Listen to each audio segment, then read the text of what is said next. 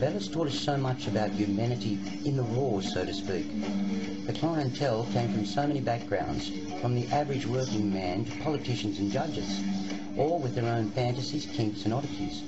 Many of them harmless, but from time to time a sadistic nut would enter our premises, and there was little to indicate this until our lady's call for help, which was never far away.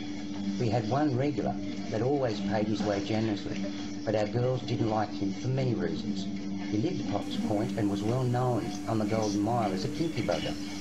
He would pay extra to have the girls titillate his with their tongue. He would lay with his posterior pointing to heaven for 30 minutes or more, expecting constant attention to his sphincter.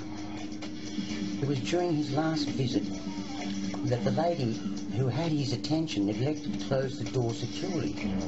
Rosie, our security dog, nosed her way into the room and jumped straight onto the bed and completely took over the operation at hand.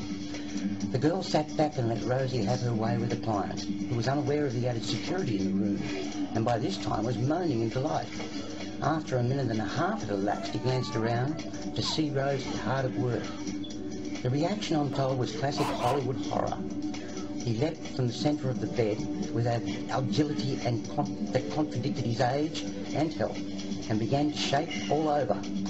He was under the impression our Rosie was responsible for the entire encounter.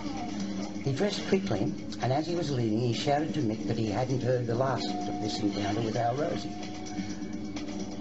2 weeks later, we had a visit from City County Council representative looking for the pit bull dog that we kept on the premises. Mick explained that his dog, which is not a pit bull, but a cross between a greyhound and a Labrador, lived with his parents in Maitland. But we had a stray that ran into our club and apparently had its way with a client 2 weeks ago, and ran out straight after, and hasn't been seen since, nor has the client. The representative left with a grin on his face from ear to ear.